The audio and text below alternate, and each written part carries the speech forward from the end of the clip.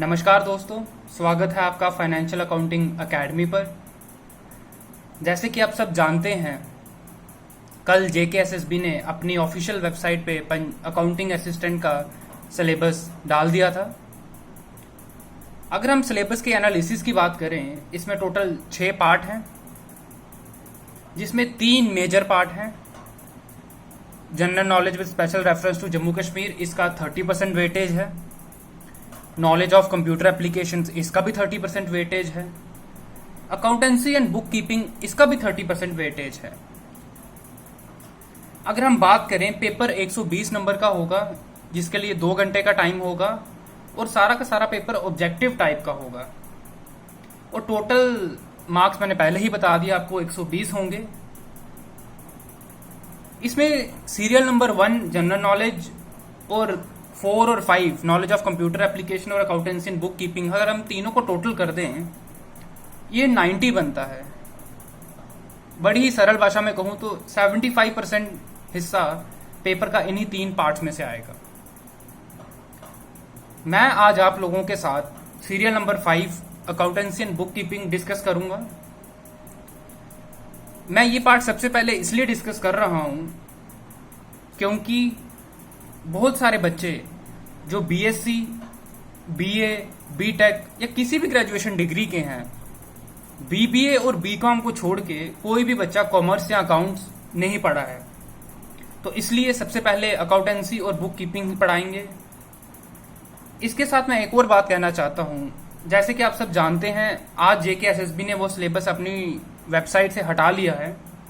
उसका कोई भी रीजन हो सकता है, बट एक बात मैं आप लोगों को कहना चाहता हूं, जो ये serial number 5 accountancy and book keeping है, क्योंकि ये जॉब है अकाउंट्स असिस्टेंट की, तो अकाउंटेंसी और बुक कीपिंग इसका आप दिल मान लीजिए। ये एक ऐसी चीज है जो इस सिलेबस में रहेगी ही रहेगी। शायद 19-20 का कुछ डिफरेंस आ जाए, कुछ नए टॉपिक्स आ जाए, कुछ टॉपिक्स डिलीट हो जाएं, बट मेजॉरिटी पोर्शन यही रहेगा। तो दोस्तों, बिना किसी देर किए आइए एक बार पहले सिलेबस देखते हैं इसका। अगर हम इसकी सिलेबस की बात करें, जो कि जेकेएसएसबी ने कल डाला था, इसमें टोटल 15 पार्ट हैं। अकाउंटेंसी बहुत ही इजी सब्जेक्ट है। आज हम इसका पार्ट नंबर 1 शुरू कर रहे हैं, introduction to financial accounting and its terms. इसे समझने के लिए मैं आप लोगों को आज एक कहानी सुनाने वाला हूं। ये वो कहानी नहीं है जो हमारी दादी या नानी या हमारे माता पिता हमें सुनाते थे। तो दोस्तों, कहानी ये है, ये कहानी हमारे अकाउंटिंग के रेलिवेंट ही है, तो मैं ये सुनाने जा रहा हूँ। जो ये सामने आप सूट वूट में देख रहे हैं, इनका नाम मोहन जी है। मोहन जी का ये बिजनेस है। हम आपको उनका ऑफिस दिखा रहे हैं। ये कंपनी का नाम एबीसी लिमिटेड है। अब ये कहानी बताने का मेरा कारण ये है, मान लीजिए ये कंपनी टायर मैन्युफैक्चरिंग कंपनी है, जो कि गाड़ी में यूज होने वाले, ट्रक में यूज होने वाले टायर बनाती है। तो टायर बहुत बड़ा बिजनेस है इनका। इनके हजारों क्लाइंट्स हैं, ग्राहक। अब इनके जो क्लाइंट्स हैं, उनका हिसाब किताब रखना, कौन से क्लाइंट ने कितने पीस मंगवाए हैं, किस क्लाइंट ने उधार पे सामान लिया है, कैश पे लिया है, हमने किसके, एबीसी लिमिटेड मोहन जी की जो कंपनी है उसने किसके पैसे देने हैं, इस सब का हिसाब किताब रखना पड़ता है। तो जब प्राचीन समय में ये सब चीज़ों की ज़रूरत पड़ी, तो अकाउंटिंग सब्जेक्ट का, जब आप कह लीजिए, जन्म हुआ।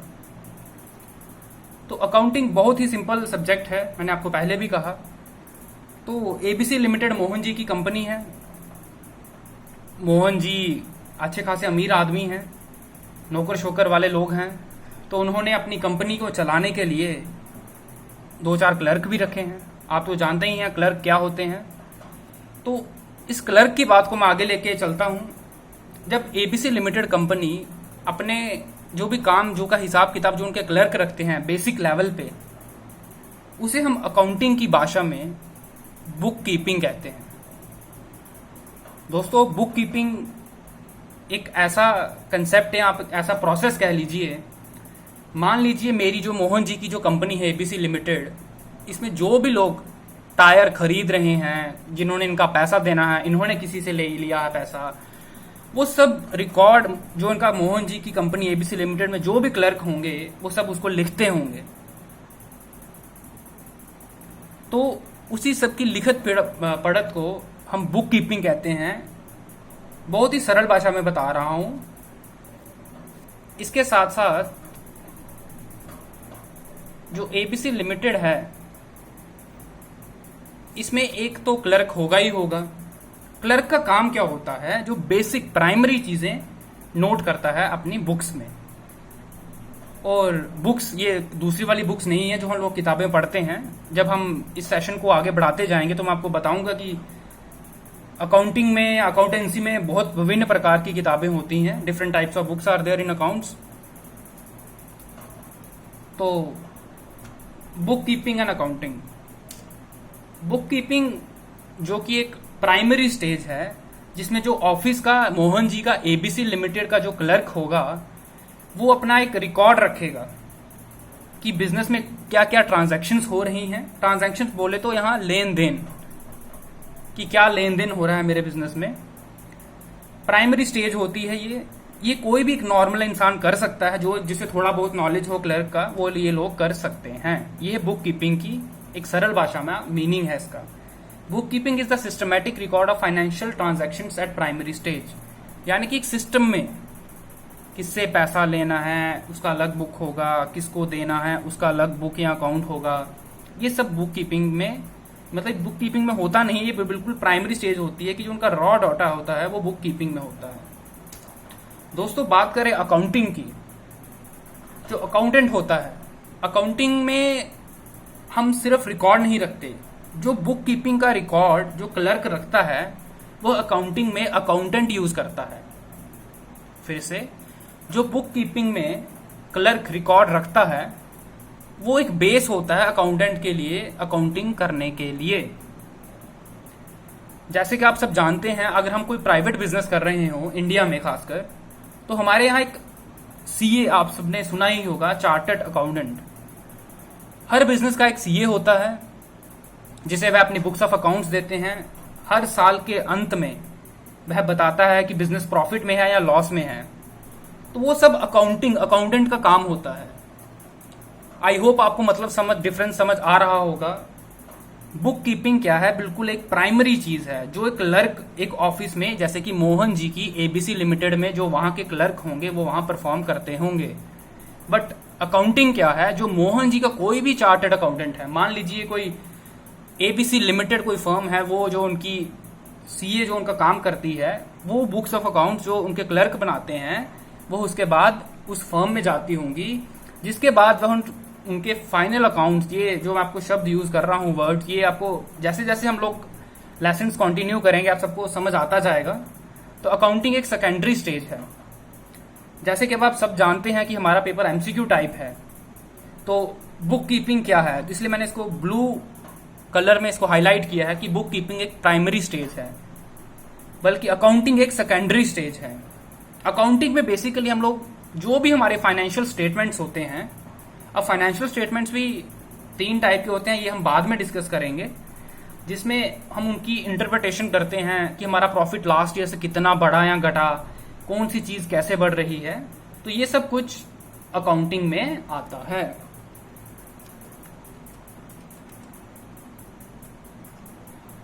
दोस्तों इसके साथ साथ आज हम लोग, जैसे कि पहला टॉपिक बेसिक अकाउंट्स एंड कुछ बेसिक टर्म्स थी, तो अब हम थोड़ी बेसिक टर्म्स आज मैं आपको पढ़ाने जा रहा हूं।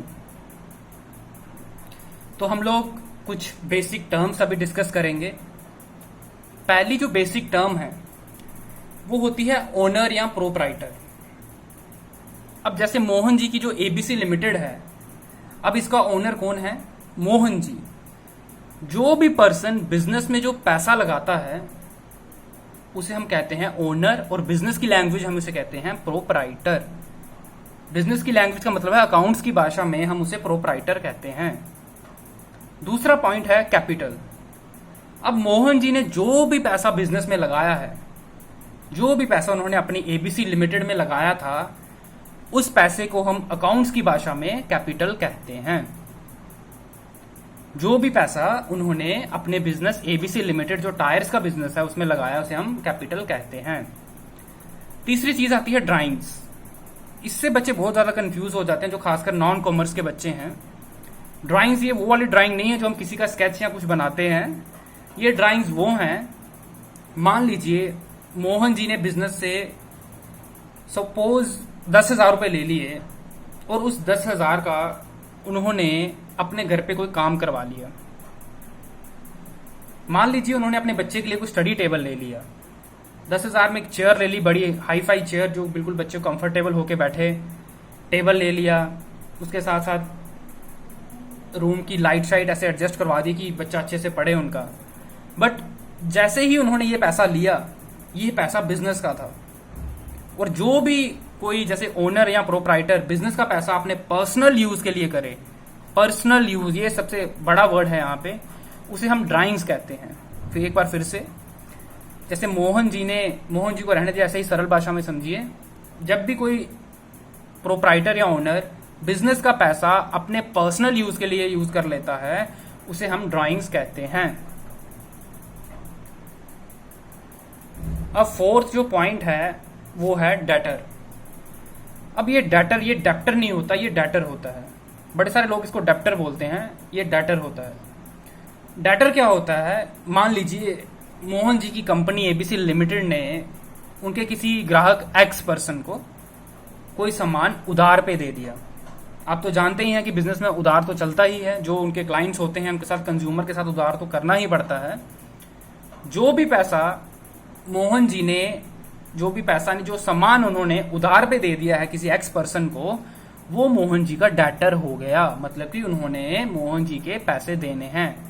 तो जो भी मतलब जो भी कंज्यूमर जिस बिजनेस के जिसने उसने पैसे देने होते हैं, वो डेटर होता है। जैसे मोहन जी से किसी ने अगर सामान उधार पे लिया मिस्टर एक्स ने, तो mister x is the debtor of ABC limited, क्योंकि उन्होंने उनसे उधार पे सामान लिया है।